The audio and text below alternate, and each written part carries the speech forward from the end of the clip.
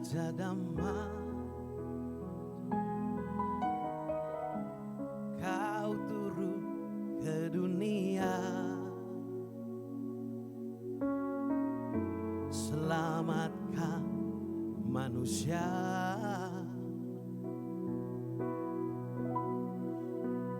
Oh Yesusku, yes, amen. Kau Tuhan penuh kasih, Kau berikan hidupmu, yes, untuk tebus dosaku. Kaulah Allah yang ku puji, Kaulah Allah yang ku sembah. Kemuliaan bagimu di tempat maha tinggi. Kemuliaan bagimu di tempat maha tinggi. Saudara, kita semua bangkit berdiri.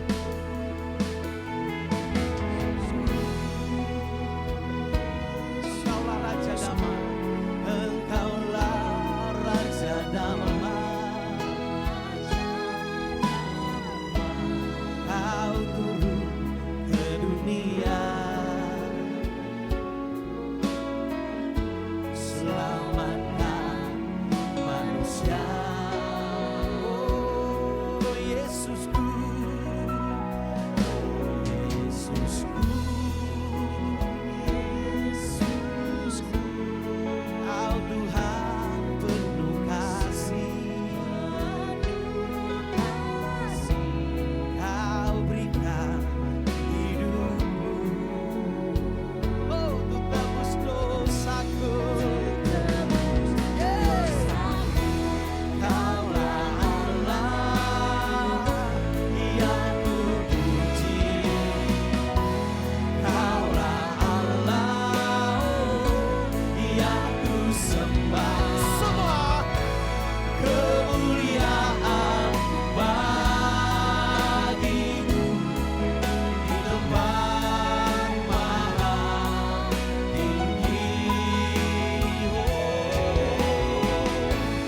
Kemuliaan bagimu di tempat maha tinggi.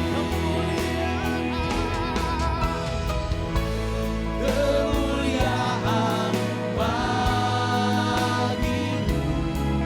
di tempat maha tinggi. Kemuliaan bagimu di tempat maha tinggi. Kemuliaan bagimu di tempat maha tinggi. Kemuliaan bagimu di tempat maha tinggi. Tempat yang mana? Di tempat maha tinggi. Di tempat maha tinggi. Terima kasih Bapak, terima kasih Tuhan. Buat hari ini Tuhan, hari Minggu, di minggu pertama bulan Desember, kami boleh dihentar oleh Tuhan untuk memasuki bulan di mana sukacita menjadi bagian setiap umat-Mu yang merindukan hadirat Tuhan, yang senantiasa rindu akan mengalami Engkau Tuhan. Terima kasih untuk kekuatan, kesehatan. Terima kasih untuk ibadah kami Bapak. Terima kasih untuk pimpinanmu, penyertaanmu yang tidak pernah habis-habisnya dalam hidup kami. Saat ini di tengah-tengah ibadah kami rindu membaca, merenungkan kebenaran firman Tuhan. Pakai hamba-Mu untuk menyampaikan kebenaran ini Tuhan. Berkati kami semua, biar firman Tuhan ini jadi kekuatan yang baru, bahkan pelita bagi kaki kami ya Bapa. Di dalam nama Yesus Kristus kami berdoa, bersyukur, kami buka hati untuk kebenaran firman Tuhan. Di dalam nama Yesus, haleluya. Mari sama-sama katakan, amin, amin. Silakan duduk, shalom semua. Puji Tuhan, saudara yang diberkati Tuhan. Saya percaya hari ini atau minggu ini kita mengucap syukur, bersuka cita sebab Tuhan kita baik, Tuhan kita Allah yang ajaib yang menghantar kita bulan demi bulan. Tidak terasa saudara-saudara, kita sudah di bulan terakhir di tahun ini, di bulan Desember saudara-saudara. Biasanya ada sukacita untuk kota-kota di mana kita menyembah Tuhan kita Yesus Kristus. Bukan karena kita ingat ada cookies mentega saudara-saudara. Biasanya itu ada di keluarga-keluarga Kristen. Tapi kita tahu bahwa bulan ini kita boleh merenungkan, kita boleh menikmati kebaikan Tuhan, menyadari bahwa Tuhan itu selalu baik dalam hidup kita. Amin saudara. Nah untuk gereja kita Grow Center tema khotbah untuk sepanjang bulan ini adalah Christmas atau Natal. Dan saya kasih tema untuk firman Tuhan malam hari ini, sharing firman Tuhan, yaitu Allah yang aku kenal. Saudara, saya percaya bahwa peristiwa kelahiran Tuhan Yesus Kristus itu adalah suatu hal yang sangat sederhana, tetapi berbeda dengan kelahiran siapapun yang pernah lahir di dunia ini. Peristiwanya adalah sederhana karena dia lahir, raja lahir itu di kandang, saudara. Tetapi kejadian itu penuh kemuliaan di tanah di mana dia lahir. Kenapa? Karena kita tahu waktu Tuhan Yesus lahir ada paduan suara malaikat di atas langit. Nah, mungkin malam hari ini kalau saya tanya, tidak ada di antara kita yang waktu kita lahir ada paduan suara malaikat di langit, saudara-saudara. Amin. Ada tanda bintang yang luar biasa yang diikuti oleh orang-orang luar biasa, pinter, terpelajar, yaitu orang Majus yang kita kenal dalam firman Tuhan. Nah begitu mulia, begitu luar biasa. Bahkan ada malaikat yang mengunjungi para gembala di padang di peristiwa itu.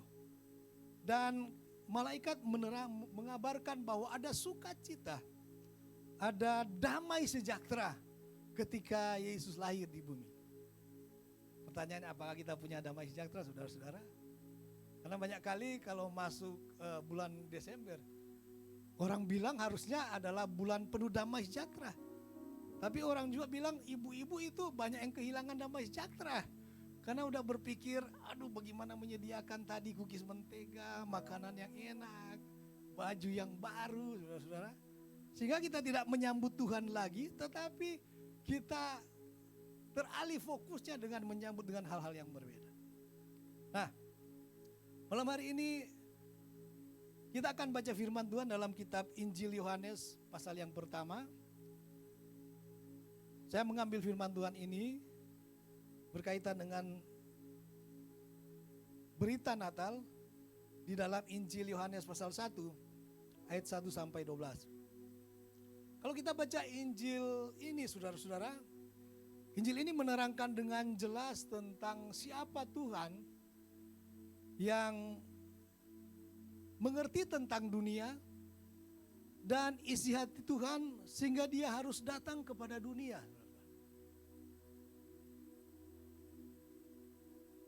Di dalam firman Tuhan di ayat 1 sampai 3 kita akan melihat, saya kasih temanya itu Allah yang mengagumkan atau Amsan God, yang Tuhan yang luar biasa. Kenapa dia luar biasa saudara-saudara?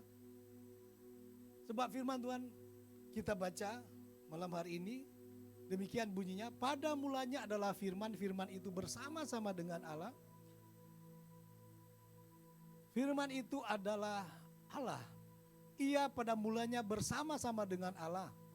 Segala sesuatu dijadikan oleh Dia, dan tanpa Dia tidak ada satupun yang telah jadi dari segala yang telah dijadikan. Nah, Saya berpikir ini suatu firman yang sangat-sangat luar biasa karena dengan jelas Tuhan menyatakan bahwa segala sesuatu yang kita alami yang pernah ada di dunia ini, bahkan yang akan ada lagi, bahkan mungkin yang sudah tidak ada, baik itu yang dapat kita raba, kita jangkau, kita lihat, maupun yang tidak kelihatan. Kalau di dalam kitab di Kolose 1 ayat 15-17 kita akan melihat bagaimana semua diciptakan oleh Dia dan untuk Dia. Begitu besarnya Allah kita, begitu mengagumkan Dia, saudara-saudara. Begitu besar dan tanpa mampu kita menjangkau cara berpikir Tuhan dan kemampuan Tuhan. Dan kita melihat juga bahwa segala sesuatu diciptakan untuk Dia dan semua terpusat kepadanya. Sampai ada satu pujian kata, Jesus is the center of it all. Semuanya berpusat kepada Tuhan, semuanya boleh bergerak seharusnya untuk Tuhan. Semua ciptaan sebenarnya diciptakan untuk Tuhan. Termasuk kita semua, kita boleh ada, kita boleh hadir. Tujuan kita lahir untuk Tuhan, saudara. Itu harus kita tanamkan. Jadi kita tidak boleh melawan Tuhan. Karena kita diciptakan untuk kesenangan Tuhan. Agar Tuhan itu senang dengan kita. Agar segala sesuatu bukannya rusak, tetapi untuk kemuliaan nama Tuhan. Nah, Allah yang kita peringati kelahirannya 2000 tahun lalu, Dialah Allah. Dialah Tuhan yang luar biasa, yang lahir sangat sederhana. Tapi sesungguhnya Dia adalah Raja yang luar biasa. Kemudian karena firman itu adalah pribadi Allah. Maka hal kedua yang menjadi berkat dalam kehidupan kita dengan Injil Yohanes tadi, bahwa seharusnya kita menaruhkan firman Tuhan sebagai kebenaran yang absolut, yang harus menempati tempat tertinggi di hati setiap manusia. Kebenaran yang harus kita kerjakan. Kebenaran yang harus menuntun kita. Kebenaran yang harus memegang kita, harus ditaruh sungguh-sungguh menjadi pijakan kita untuk melakukan segala sesuatu. Apa itu? Firman Tuhan. Amin, saudara-saudara. Mungkin banyak teori, banyak metode yang kelihatannya sangat baik. Tetapi firman Tuhan ini telah teruji. Tapi firman Tuhan tetap kebenaran di mana kita harus berpijak, melangkah, hidup, melakukan pekerjaan, melayani, melakukan apa saja. Harusnya firman Tuhan itulah yang menggerakkan kita.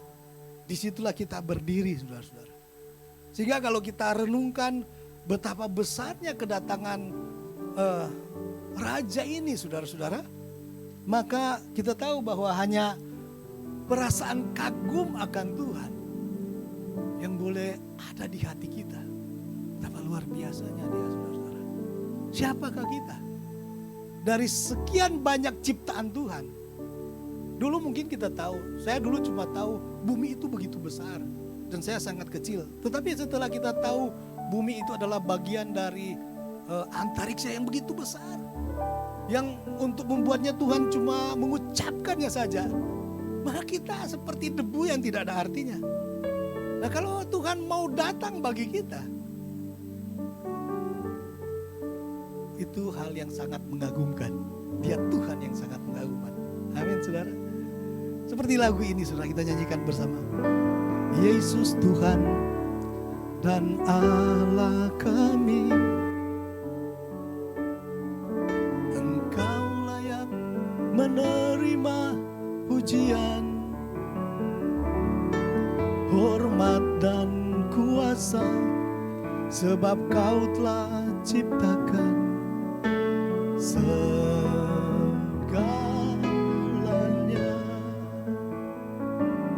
Oleh karena kehendak-Mu, semuanya itu telah ada dan diciptakan untuk kemuliaan-Mu.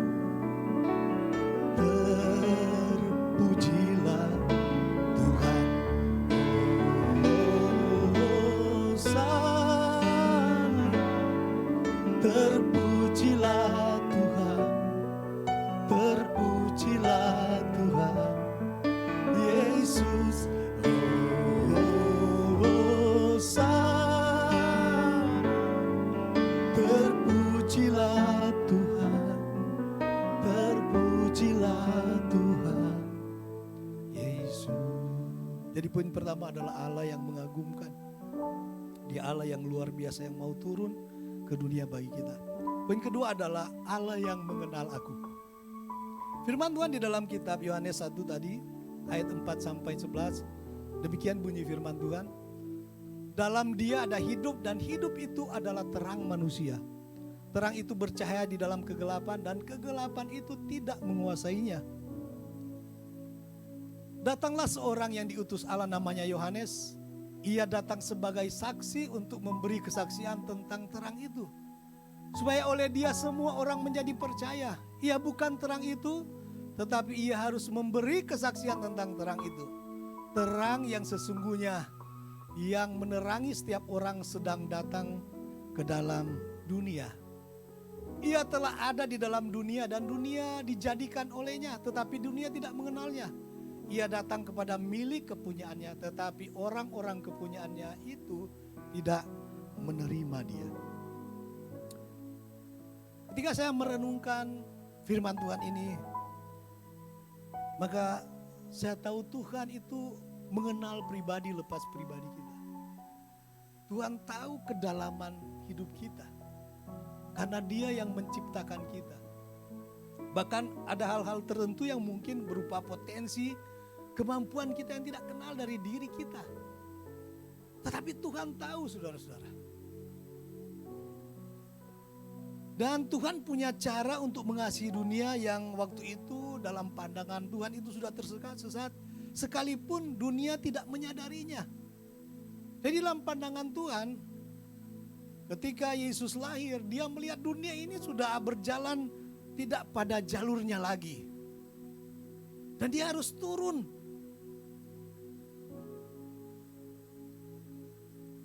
Ini hal-hal yang luar biasa yang diterangkan oleh firman Tuhan. Sebab ketika dia turun, dia memberikan hidup. Bayangkan Tuhan turun untuk memberikan hidup. Padahal waktu itu mungkin semua orang yang ada di dunia merasa mereka hidup. Memang di dalam pandangan manusia mungkin mereka hidup, tetapi di dalam pandangan Allah mereka mati. Nah, ini yang mungkin tidak disadari oleh umat Tuhan, oleh dunia waktu itu.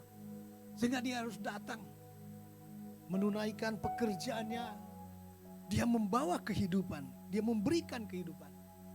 Kemudian Alkitab juga menulis bahwa dia berikan terang yang tidak dapat dikuasai oleh kegelapan. Terang yang dimana ketika terang itu datang, kegelapan itu menjadi terang. Atau kegelapan itu tidak bisa menguasai orang-orang yang memiliki terang yang ada dalam Yesus Kristus. Itulah yang dia datang, dia berikan. Kenapa? Karena hari-hari ini kita tahu bahwa kegelapan itu begitu berpengaruh dalam kehidupan manusia dewasa ini. Saya bilang bahwa di dalam hidup ini selain kita butuh Holy Bible, kita butuh Holy Community. Kita butuh komunitas yang kudus. Sering saya bilang kepada teman-teman, kalau engkau ingin berubah menjadi, mulutmu ingin berubah jadi perkataan-perkataan kotor, itu gampang. Tinggal aja di pasar 2 minggu, 3 minggu, 1 bulan. Sama seperti yang lihat, saudara-saudara, saya lihat. Dulu saya tinggal di rumah, di perumahan Mertua Indah, di rumah orang tua dari istri saya, saudara-saudara. Dan di situ mereka punya panti asuhan. Dan seringkali yang datang, kadang-kadang kalau anak-anak yang sudah lama, sudah belajar, sudah berubah mulutnya. Tapi kalau yang baru datang, apalagi yang diambil di pasar 8, itu mulutnya itu luar biasa, saudara-saudara. Itu kebun binatang disenggol sedikit oleh teman-temannya, itu kebun binatang bisa ada 3 nama keluar satu kali. Kenapa? Kan dia ada di lingkungan itu, saudara-saudara. Waktu saya datang di pasar dulu, menemani teman saya, aduh, ini rasa-rasa mau pusing, saudara-saudara, karena itu baunya itu luar biasa. Tapi lama-lama waktu kita datang ini, banyak orang menikmati tinutuan di dalam pasar. Padahal kotorannya di mana-mana, saudara-saudara. Karena mereka akan terbiasa. Amin. Dan kadang-kadang itu tanpa disadari itu terjadi, saudara-saudara. Bayangkan Dulu kita rasa-rasa mual kalau makan di tempat kotor, sekarang mereka biasa aja makan di pasar. Kenapa? Karena mereka terbiasa. Dan kadang-kadang perubahan itu tidak disadari. Oleh sebab itu Tuhan harus datang memberikan terang yang tidak dapat dikuasai oleh kegelapan. Dewasa ini, dulu kalau kita lihat orang jualan, itu kalau bajunya pendek, wah itu jadi perkataan ini, sana ini.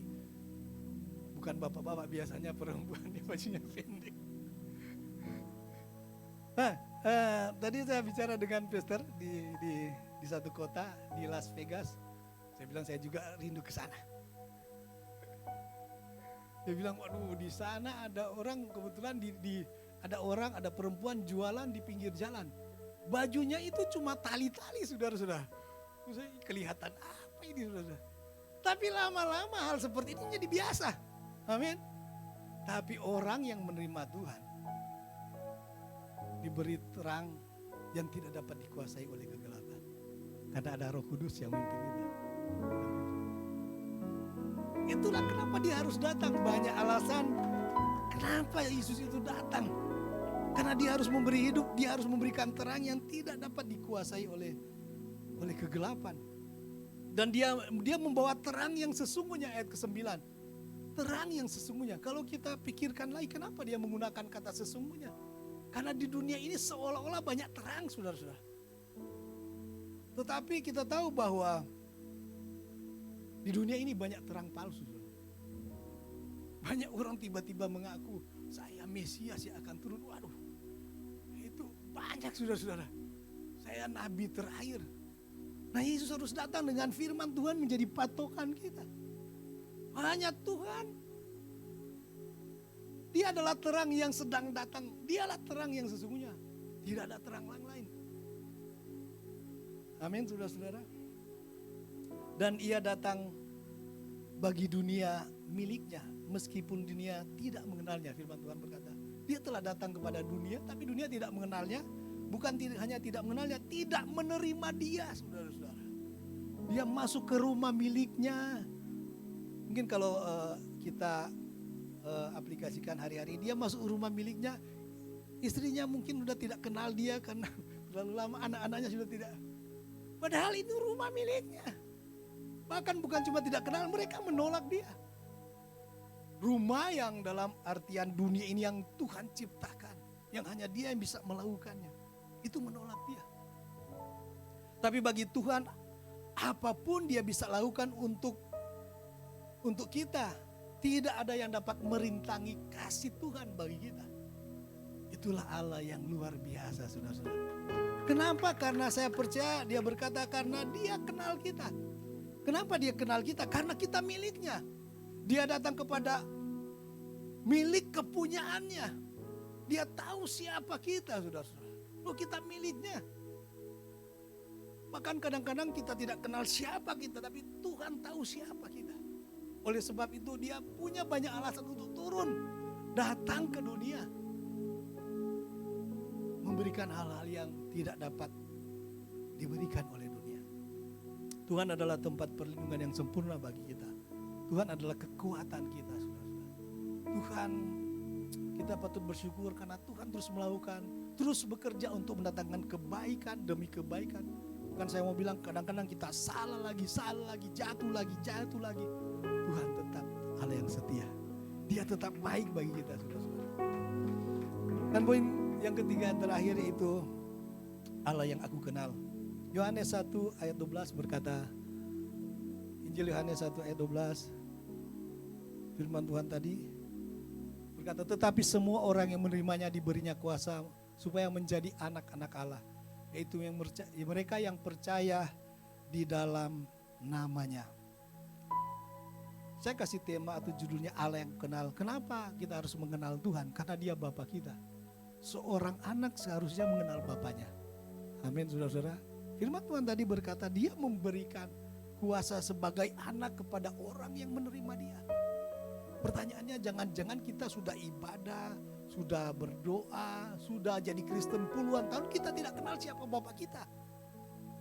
Dari mana kita tahu tentang Tuhan dan dari mana kita mengenal Dia? Dari firman Tuhan. Oleh sebab itu cintailah firman Tuhan. Baca Alkitabnya saudara-saudara. Hadirlah dalam ibadah. Hiduplah dengan Dia, berjalan dengan Dia setiap hari. Supaya kita bisa menceritakan bagaimana Bapa kita pernah menolong kita. Saya sering bilang di mimbar ini, saya 3 kali dokter bilang mau mati. Tapi Tuhan bilang tidak dan tidak terjadi saudara-saudara. Karena Dia Bapa saya mengasihi saya. Dan kita harus mengalami hal-hal seperti ini sehingga kita tahu siapa Dia. Juru selamat itu. Dimana ketika kita menerima Dia sebagai Tuhan dan juru selamat. Kita sering kalau konseling baptisan air di sini kita selalu bilang terima Dia sebagai Tuhan dan juru selamat. Dan itu kemudian setelah dia dibaptis itu kejadiannya luar biasa saudara-saudara. Banyak yang dilepaskan, banyak yang dipenuhi Roh Kudus, banyak manifestasi luar biasa. Ketika seorang menerima Dia sebagai Tuhan dan juru selamatnya saudara-saudara. Nah itu luar biasa. Kenapa? Karena kita dibebaskan lagi dari dosa. Dan mulai saat itu kita mengerti bahwa kita adalah anak-anak, kita adalah penyembah Tuhan setiap hari. Orang-orang yang mencintai Tuhan, yang mengenal Bapaknya adalah seorang penyembah. Yang tidak menyembah apapun juga yang dilarang oleh hukum Taurat dulu, jangan ada padamu ilah lain, apalagi menyembah Dia. Dan kita sebagai orang Kristen, orang percaya, yang kita sembah adalah Tuhan setiap hari. Bagaimana caranya? Itu gaya hidup kita, saudara-saudara. Itu DNA kita di gereja ini, menyembah Tuhan siang dan malam sebagai prajurit Tuhan. Firman Tuhan dalam kitab Injil Matius 2 ayat 7 sampai 12 cerita tentang orang Majus. Kita sudah lakonkan itu. Saya masih kecil SD sudah pernah jadi orang Majus sudah. Pakai baju untuk menerangkan di ibadah sekolah. Dan saya percaya jemaat Tuhan sudah menghafal firman Tuhan ini sudah. Bagaimana seperti orang Majus yang oleh pengetahuan mereka membawa mereka menyembah seorang raja. Jadi karena mereka tahu ada bintang, ini bintang yang bukan biasa. Dari pengetahuan mereka, mereka datang untuk menyembah, bukan menyembah seorang bayi, tetapi raja. Karena mereka tahu ini, bintang ini adalah bintang kelahiran seorang raja, orang Yahudi. Sebab itu mereka mempersiapkan segala sesuatu untuk menyembah raja. Dan bagi saya, deep worship itu, anak gereja kita punya DNA deep worship, penyembahan yang sungguh-sungguh yang dalam adalah seperti cara orang Majus menghormati Tuhan. Mereka datang menyembah, itulah deep worship. Kenapa saya bilang bagi saya itu deep worship, saudara? Karena untuk menyembah Tuhan ada beberapa hal yang penting yang firman Tuhan katakan dengan jelas. Sebagai seorang orang kaya, karena kenapa saya bilang kaya? Karena persembahannya itu emas. Orang-orang terpelajar karena dari cara mereka mengenal siapa Yesus. Maka biasanya orang yang pintar, orang yang hebat, punya kedudukan, orang kaya susah untuk menyembah. Karena menjadi penyembah atau mengakui keagungan seseorang butuh apa yang namanya kerendahan hati. Oleh sebab itu para worshiper di tempat ini jangan berpikir menjadi penyembah yang luar biasa kalau kau tidak punya kerendahan hati di hadapan Tuhan. Para orang hebat yang kita kenal sampai hari ini pun dari 2000 tahun yang lalu sampai hari ini mereka semua mengakui orang Majus itu adalah orang cerdas, orang pintar. Tapi mereka punya hati yang merendahkan diri di hadapan Tuhan untuk datang menyembah. Nah, hal kedua lagi saudara-saudara, untuk datang menyembah mereka berjuang untuk datang menyembah melewati padang gurun. Saudara. Nah tempatnya, waduh itu tidak, kalau kita ke sana saudara-saudara itu luar biasa. Saya mengalami beberapa bulan yang lalu bagaimana ke sana, itu panasnya di tanah di sana itu luar biasa saudara-saudara, tidak sama dengan di Manado. Dan mereka harus berjalan begitu panjang, begitu lama dengan onta, bukan bus full AC. Kalau hari-hari ini kita ke Israel, kita mau ziarah, kita ada di bus full AC, kita masih menggerutu saudara-saudara. Waduh, panasnya ketika keluar dari AC itu, panasnya itu luar biasa. Dan orang-orang pandai ini mereka berjuang begitu rupa untuk datang menyembah. Mereka naik onta dengan perjalanan yang panjang. Yang ada kipas, orang Manado bilang. Karena saya lihat di sini, di tempat ini sering kali saya lihat, kepanasan. Ada juga yang bawa kipas. Dia dingin, saudara. Itu luar biasa apa yang mereka buat. Kemudian mereka membawa persembahan terbaik. Hamba Tuhan sedang bilang, jangan kasih persembahan, sudah nilainya kecil, dikucek-kucek lagi begini, itu menyulitkan orang yang menghitungnya, saudara-saudara. Mereka memberikan terbaik, bukan yang tidak baik, terbaik untuk Tuhan. Yang paling mahal yang mereka punya. Kemudian mereka taat kepada firman Tuhan sekalipun mereka diancam. Karena sebelum mereka ke kandang mereka, kandang di mana Yesus itu lahir, mereka menjumpai Herodes terlebih dahulu. Dan Raja Herodes waktu itu dengan apa yang dikatakan oleh para ahli Taurat dan para imam, mereka tahu memang akan raja itu akan lahir. Tapi orang-orang terpelajar ini tidak mau datang menyembah dia. Bahkan Herodes bilang kalau selidiki dulu dengan sebaik-baiknya karena dia akan menyembah. Sekalipun perkataannya itu mengandung dusta. Mengandung dusta. Dan apa yang terjadi? Waktu malaikat mengingatkan mereka dalam mimpi, mereka tidak mematuhi perkataan dari Raja Herodes waktu itu. Sekalipun mereka tahu itu mengandung bahaya. Nah, kadang-kadang menyembah itu dengan baik kita, sekalipun kita terancam mungkin, kita harus bisa memberikan yang terbaik. Sekalipun seperti mereka terancam, tapi terintimidasi mungkin, tapi mereka tetap menyembah dengan baik. Tidak takut. Menyembah Tuhan tidak takut, saudara-saudara. Sebab saya percaya bagi mereka Tuhan itu layak menerima semua kemuliaan yang mereka miliki, yang orang Majus miliki. Kenapa? Karena apa yang mereka punya berasal dari Dia. Demikian juga saya percaya kenapa Tuhan yang kita sembah, kita peringati kelahirannya di setiap bulan Desember, layak menerima segala kemuliaan kita miliki. Karena semua yang kita punya berasal dari Dia.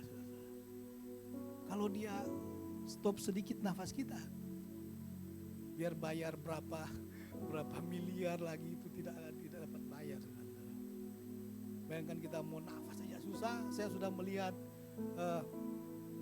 melihat seorang yang susah bernafas, sakit asma. Saya melihat seorang teman, seorang rekan, seorang saudara saya, waktu dia seorang yang takut Tuhan, juga pelayan penyembah Tuhan. Waktu dia sebelum dia meninggal, Tuhan izinkan dia sakit, saudara-saudara. Dia minta kalau boleh, kalau datang berdoa jangan cepat-cepat.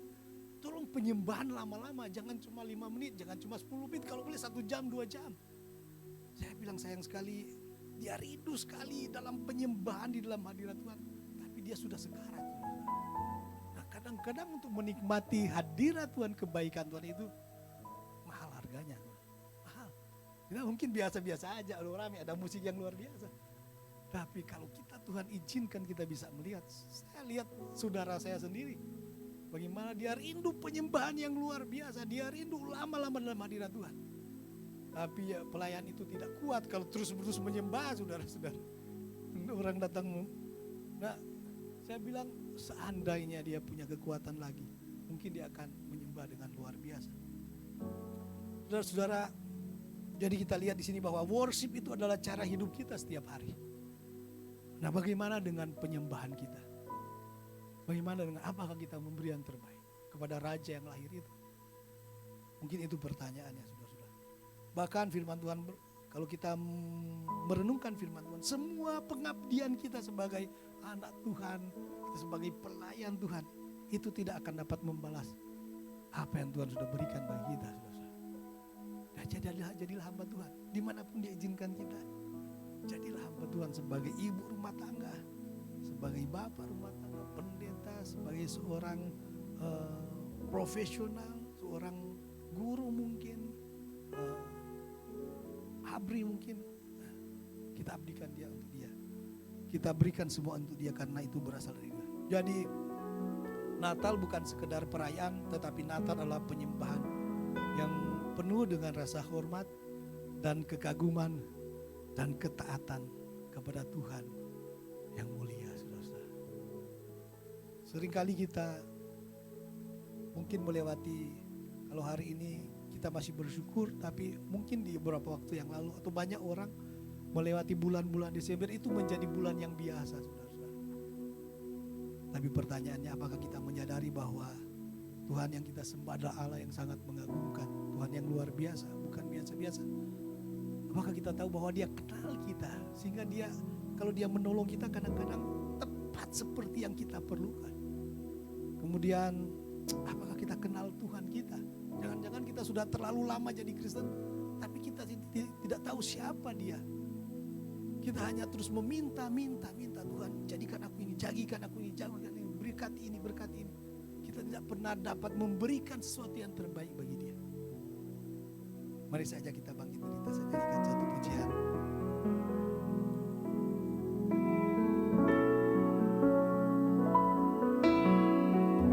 Kemuliaan bagi Allah di tempat yang maha tinggi. Kemuliaan bagi Yesus, Tuhan yang memerintah atas segalanya, Raja